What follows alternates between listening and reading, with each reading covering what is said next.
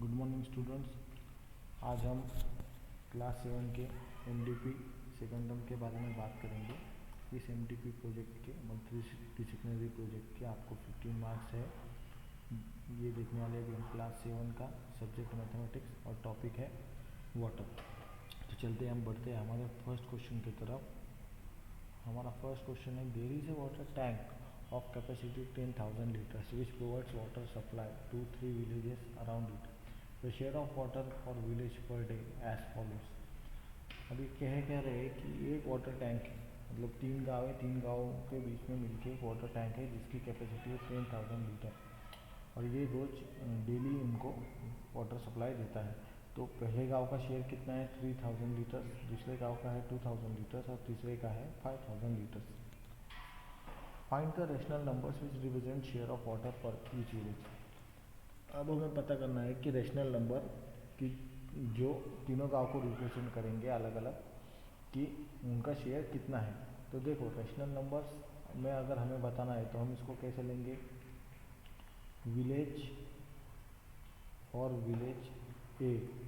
अब इसका शेयर कितना है ये हमें रैशनल नंबर में निकालना है। तो क्या करेंगे हम इसको 3,000 अपॉन टोटल कितने में से 10,000 में से, ओके। तो इसको हम ऐसे लिख देंगे। तो ये 30 एंड ये 30 कैंसिल हो जाएगा, ये आ जाएगा 3/10, okay. For village B equals to, अब इसको फॉर्मूला में हम कैसे लिखेंगे वो भी बता देता हूँ। Water used per day upon total amount of total share of total water, total capacity of water, okay. तो क्या आ जाएगा फिर इसके लिए फॉर्मूला, विलेज बी को कितना पानी लग रहा है रोज 2,000 लीटर, 2,000 अपॉन 10,000। अब 10,000 क्यों ले रहे हैं हम, क्योंकि उस जिस वाटर टैंक से उन्हें पानी आ रहा है उसकी कैपेसिटी है 10,000 लीटर्स, ओके। और हमें इस तरीके से निकालना है। अब ये 30 मैंने कैंसिल कर दिया। अब 2 से हम 10 को डिवाइड कर सकते हैं, तो यहाँ पे आ गया 1, यहाँ आ गया 5। तो रेशनल नंबर क्या आया इसके लिए 1/5। For village C similarly village C equals to, अब विलेज सी को कितना पानी लग रहा है 5,000 लीटर्स, ओके। तो यहाँ पर आ जाएगा 5,000 अपॉन 10,000, 0 कैंसिल कर दिए, यहाँ पे बचा 5/10। अब 10 को हम 5 से डिवाइड कर सकते हैं, 5 1 5 5 2 10, तो यहाँ आ गया 1/2। तो तीन रैशनल नंबर कौन से हो गए वो 3/10, 1/5 एंड 1/2, ओके। अब नेक्स्ट क्वेश्चन समझते हैं। There is a well near a playground, it's full of water and very deep, we need to cover it by solid metal sheet for safety of children playing on ground. The diameter of well is 28 feet. Find area of required metal sheet. If cost of metal sheet is 90 rupees per square feet, then find out total cost for metal sheet। ठीक है। अब देखो ये question भी थोड़ा tricky है पर हम इसे समझते हैं। एक प्लेग्राउंड है जहाँ बच्चे खेलते हैं और उस प्लेग्राउंड में क्या है, एक वेल है, मतलब एक कुआं है। तो ये कुएं में पानी बहुत है और वो गहरा भी है। तो अगर बच्चे खेलते खेलते इसमें गिर गए तो चोट लगने की, डूबने की शक्यता है। इसलिए हमें क्या करना है, इसको कवर करना है। किससे, मेटल शीट से, सॉलिड मेटल शीट से इसको पूरा इस तरीके से कवर कर देना है ताकि कोई बच्चा इसमें ना गिरे और दुर्घटना ना हो। तो इसका डायमीटर कितना है 28 फीट। तो यहाँ पर हम लिख देंगे D equals to 28 feet. FT भी लिख सकते हैं। तो रेडियस कितनी आ गई बेटा, D/2 equals to 28/2 equals to 14 feet. अब हमें क्या करना है, इसका एरिया निकालना है, इसको कितनी शीट लगेगी, ओके। तो इसको कितनी शीट लगेगी, जितना ये बोरवेल टोटल ये वेल का एरिया होगा उतना ही हमें शीट लगेगा। तो रिक्वायर्ड शीट ऐसा भी लिख सकते हैं, required metal sheet equals to area of well, ठीक है। इक्वल्स टू क्या है formula, pi r square equals to अब यहाँ पर पाई की वैल्यू क्या लेंगे हम 22/7 इंटू 14। आर कितना आया हमारा 14 फीट, तो यहाँ पे 14 इंटू 14, ये 7 से इसको डिवाइड किया, ये हो गया 2। अब हमारे पास क्या बचा है 22 इंटू 2 इंटू 14। तो हम क्या करते हैं पहले 22 और 2 को आपस में मल्टीप्लाई कर लेते हैं, तो ये हो गया 44 इंटू 14। अब इसको मल्टीप्लाई करो, आप क्या आता है 44 इंटू 14, इसका आएगा 616 फीट स्क्वायर, ओके, या स्क्वायर फीट। अब हमें क्या निकालना है, कॉस्ट भी निकालना है मेटल शीट का कितना है। अगर 90 रुपीज़ पर स्क्वायर फीट है, रेट क्या है यहाँ पर, रेट इक्वल्स टू 90 रुपीज़ कितना पर स्क्वायर फीट, ठीक है। तो टोटल कॉस्ट क्या आ जाएगा, टोटल कॉस्ट का फॉर्मूला आपको पता है, फिर आपने ऐसे क्वेश्चन सॉल्व किए हैं, रेट इंटू एरिया, तो क्या आ गया 616 इंटू 90 रुपीज़। तो करो इसको मल्टीप्लाई, 616 इंटू 90 इक्वल्स टू कितना आ जाएगा फिर 55,440 रुपीज़। टोटल कितना कॉस्ट लगेगा हमें इसको कवर करने के लिए, इतना कॉस्ट हमें लगेगा, ये रुपीज़ में आएगा कॉस्ट, ओके, समझ गए। चलो अब तीसरा वाला क्वेश्चन देखते हैं। Draw cubical water tank having dimensions 6 metre, 5 metre and 4 metre. देखो अब ये आपको प्रैक्टिकल ज्योमेट्री से क्वेश्चन नहीं है, ये विजुअलाइजिंग सॉलिड शेप से मैंने क्वेश्चन दिया है। अब आपको इसको ड्रॉ करना है, तो कैसे करोगे फिर 6 मीटर 4 मीटर है, 6 मीटर 5 मीटर एंड 4 मीटर का आपको वाटर स्टोरेज टैंक ड्रॉ करना है। तो हम यहाँ पर करते हैं ऐसे, डायमेंशन है 6 मीटर 5 मीटर एंड 4 मीटर। तो जैसे सबसे पहले हम क्या करेंगे, फिर एक साइड ले लेंगे 1 2, ये 2, ये 3, ये 4, ये 5 एंड ये 6, ओके। ये हमने 6 ले लिया। अब हम नीचे की तरफ आएंगे, कितने 5, 1 2 3 4 5। एक सेकंड रुक जाओ, गड़बड़ हो गई थोड़ी सी।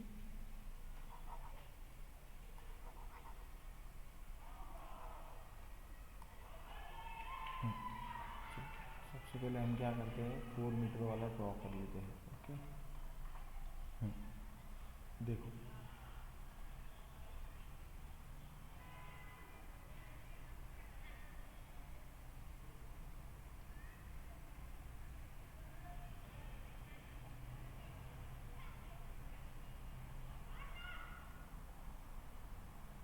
1 2 3 4 5, ओके। 1 2 3 4 5 6। अब यहाँ से 5 ले लेते हैं, 1 2 3 4 5, ओके। ये हो गया हमारा 1। अब हमें चाहिए 4, ठीक है, यहाँ से। तो 1 2 3 4, ठीक है, यहाँ से भी 4, 1 2 3 4। फिर हम क्या करेंगे, इसको ऐसे जोड़ देंगे 1 2 3 4, यहाँ पर आएगा, इसको हम ऐसे जोड़ देंगे। देखो ये है हमारा 6 मीटर, ये है 4 मीटर और ये है 1 2 3 4 5 मीटर। तो इस तरीके का हमारा शेप आ जाएगा, और हम इसको बीच में से भी ड्रॉ कर सकते हैं 1 2 3 4, ओके। अब इस पॉइंट को मैं क्या करूँगा, ऐसे जोड़ूंगा, फिर इसको मैं ऐसे जोड़ूंगा, ठीक है। ये बन गया हमारा रिक्वायर्ड फिगर। आपको इसको इस तरीके से ड्रॉ करना है, आप पॉइंट से इसको मेजर कर सकते हो, ओके। चलो नेक्स्ट क्वेश्चन अभी हम देखते हैं।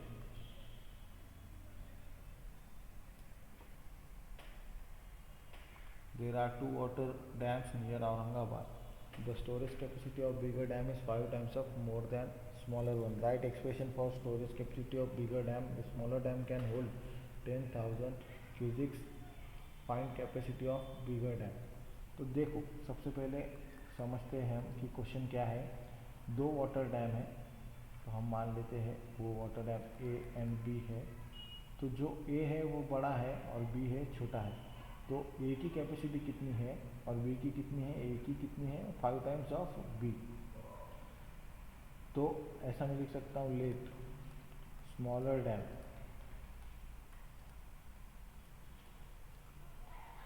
Can store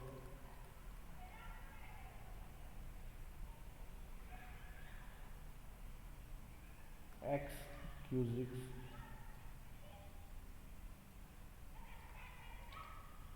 okay. Then capacity of bigger dam is equals to 5 into x cubics। तो आपने क्या बना लिया, ये एक्सप्रेशन बना लिया। आपका क्या आया 5x क्यूजिक्स, ये आ गया आपका एक्सप्रेशन। अब उन्होंने क्या कहा, if smaller dam can hold 10,000 litre cusecs then x equals to कितना आया यहाँ पे 10,000, बट यहाँ पे लिख दो but equals to x equals to 10,000। Then capacity of bigger dam equals to 5x equals to 5 into 10,000 that is 50,000 क्यूजिक्स।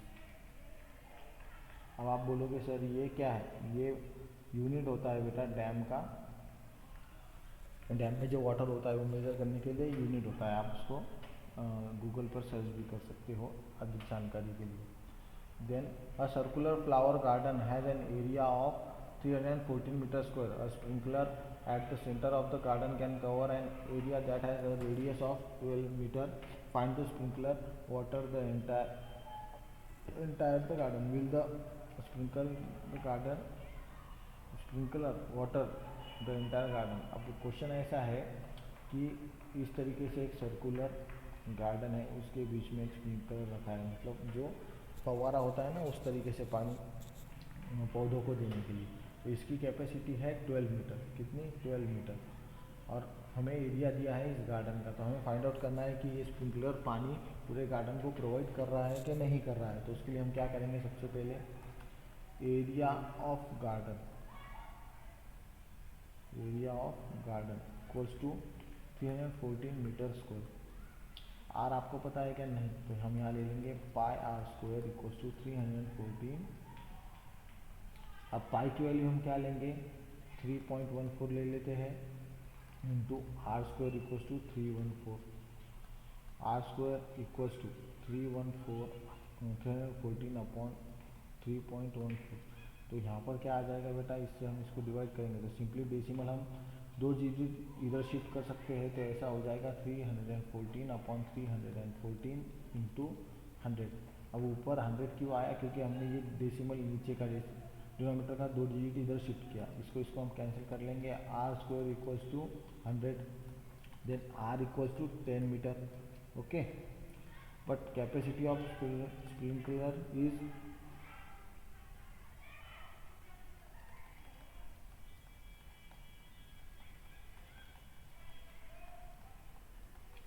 12 metre. अब 10 metre बड़ा है या 12 मीटर बड़ा है, 12 मीटर बड़ा है। तो ये पूरे गार्डन को पानी प्रोवाइड करेगा क्या, नहीं करेगा, करेगा। यस, तो नीचे लिखो यस द स्प्रिंकलर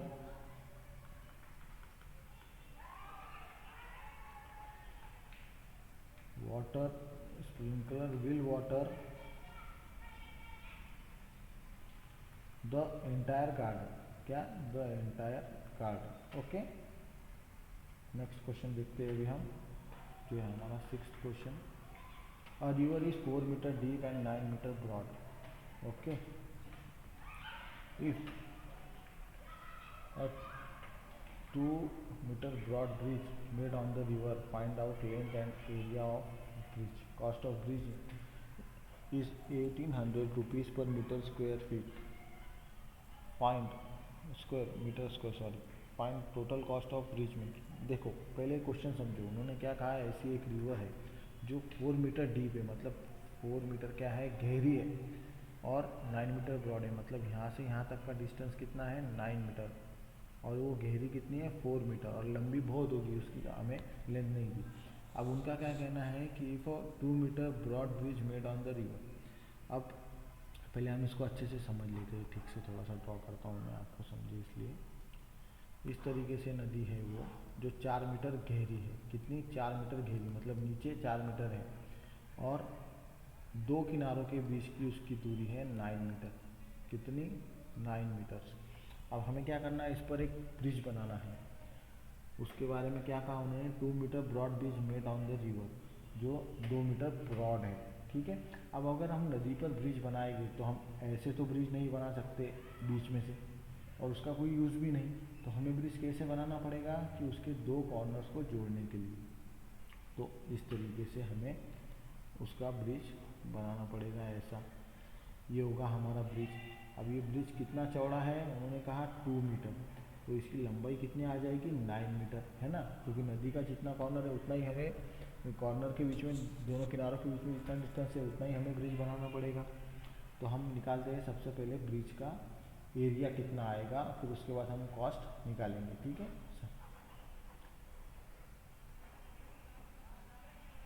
तो हम निकालते हैं B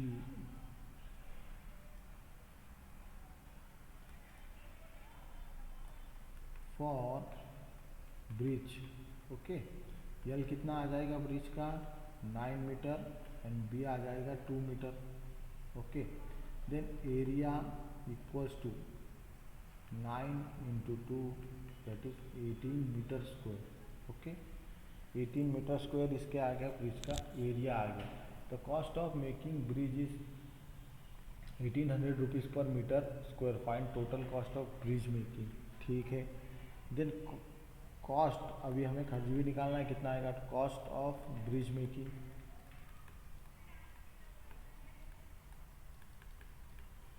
equals to rate into area. Rate क्या है हमारा 1800 रुपीज़, कितना 1800, तो यहाँ पर लिख लो 1800 इक्वल्स टू 1800 इंटू एरिया कितना है 18। अब इसको सिंपली मल्टीप्लाई करते हैं तो क्या आ जाएगा 1000 रुपीज़, 32,400 रुपीज़, ओके। समझ गए, इतना हमें टोटल कॉस्ट आएगा। फिर नीचे क्वेश्चन 7 बहुत ही सिंपल है, draw line of symmetry in the following figure. अब हमें देखना है कि इन फिगर्स में लाइन ऑफ सिमेट्री आती है कि नहीं आती है, तो कौन सी। अब देखो ये जो पिक्चर है ये डैम का पिक्चर है, ठीक है। अब इसमें हम अगर ऐसे वर्टिकल लाइन ड्रॉ करें तो आएगा क्या लाइन ऑफ सिमेट्री, नहीं। इस सॉरी हॉरिजॉन्टल करें तो आएगा क्या, नहीं।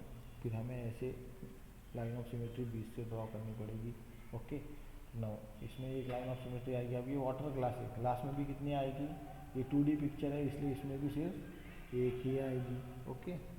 देन ये वाटर बॉटल, इसमें भी एक ही आएगी ऐसी क्रॉस, और ये है वाटर टैंक, इसमें भी एक ही आएगी ऐसी, ओके। समझ गए।